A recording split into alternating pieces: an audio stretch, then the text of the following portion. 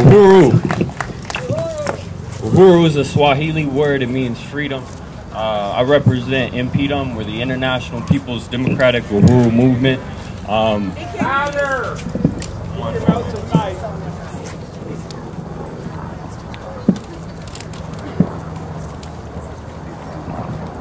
Uhuru. All right, thank you. I appreciate your patience. And I hope you realize I got to lean down a little bit to be loud and be heard. But we're thankful for everybody for coming out today, showing solidarity and support. We know that it doesn't end here, that injustices have been committed every single day since the decision to not indict Darren Wilson, since the decision to not indict the officer who murdered Eric Garner, and the many other Africans who have been murdered in this country and received no justice. We're out here to really address the fact that we need to prevent this from happening. We need to stop being content with just reform measures of body cameras, of review boards. We're sick and tired of seeing people die and trying to justify it after the fact. All right, we're out here because we want to create true prevention, and we say that's only going to happen through accountability, through organizations pushing this message and making sure that it's heard loud in our communities. And so I'm very happy to be here today and see all the people out here in support and solidarity with the African community and what has been going on, not only here in San Diego these past few months, but what's happening nationally around this country and what's happening around this world, because we're seeing something historic taking place. We're seeing people rising up saying that they're no longer going to face these unjust conditions where for years and years and years, since the start of this country's founding, we have seen them justify the murder of young African men and women, and it's become a part of this brutal system to criminalize our youth, where the justice system, the police department, and the media work in tandem to create criminals out of these young men who have never had the chance to live up to their potential, to grow and develop into the strong young pillars of their community that they could become.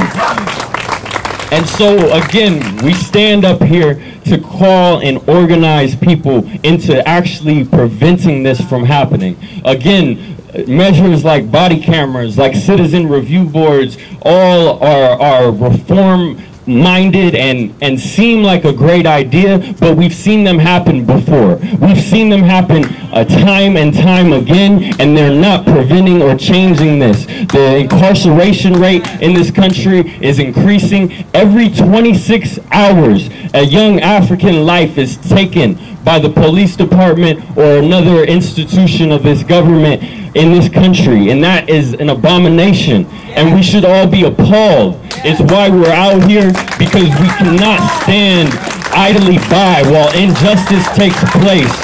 And so we continue to organize, we continue to fight, to continue.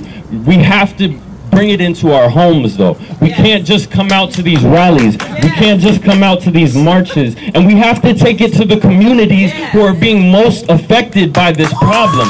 Being out here at Balboa Park is safe. It's something where you know nothing's going to happen to you.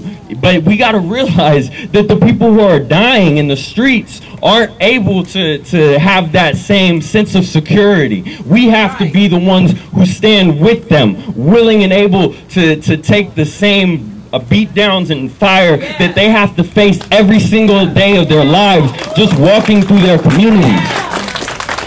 And so we're out here to call people to organize. Join an organization so that you can be held accountable to creating real change, so that the last thing that you heard happening in your community wasn't just a rally of some very fluent speakers making a very good point. This is something where it's no longer a debate to be made. All right, the research has been done, the facts are out. this decision and the many countless other decisions like it happening around this country that aren't getting media attention is happened over and over again. It's this system making the statement that they are never going to give us justice. It is something that we have to take. We have to build in our communities. And so we have to recognize the greater issue, that this isn't just the police that we have to address and that we can't ask anything of anyone. We have to create it for ourselves. We have to create that change. And so we see this, again, starting with the media's portrayal of our communities, starting with the criminalization of our youth at a young age, where they're given a public pretender who forces them into a plea because they don't want to sit in a cell for days and days when they know they've done nothing wrong. And so they take this plea, and this record follows them their entire lives. Even if they're murdered in the streets and this plea wasn't anything that they did, but they did it just to get out of that cell, they're considered a criminal, and their murder is justified by their criminal record. We got to understand that African and black youth in this country are being tracked from a young age. There are increased police presences in our schools. And so we have to make a real statement of changing not just police brutality and terrorism that's taking place in our community, not just the issue of negative media portrayal of our community, but we also have to address issues of education. We say instead of funding politicians who are going to put more funds into these police departments as if more training and more weaponry is going to stop the violence, we say invest in economic development. Give these youth something to do in the streets that is legal, that is possible for them to build up their community, because right now they see no other options. And so we're doing just that. Everything that I spoke about today is taking place by a coalition that was formed weeks ago that has already met and had multiple committee meetings, that has a committee for public safety, a committee for health and wellness, a committee for education, a committee for fundraising and economic development, and many more, because we realize that this is a comprehensive issue. And just by you all being here, you make the statement that, look, this is a human problem, and that's something we all need to address. Your family members and friends who say that it doesn't affect them, that it's not a part of their problem, that they need to be the ones who are talked to the most. Because as soon as we all address this collectively and recognize it as a problem, the sooner we can bring a solution. And so again, join an organization that is trying to affect real change. Hold yourself accountable. I understand that we have to work to feed our families, to put food on the table, a shelter over our heads, and clothes on our back. And often these conditions that are imposed in our community are the toughest things for us to deal with. So we come out to these organizing meetings, we come out to these rallies, our heart intent on change, on doing something better in our communities, but we have to take it a step further. We have to be willing to commit a part of ourselves and our lives to this change.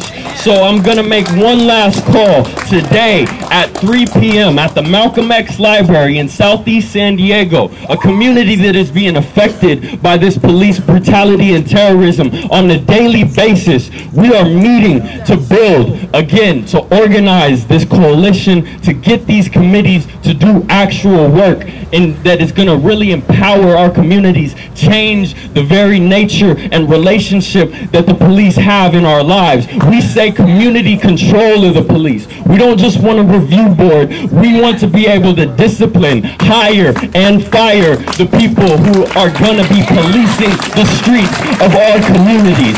It is the only way for us to change this society and this mentality that young black lives are expendable to these police departments, that they do not just get off on trials, they do not even get charged to go to trial.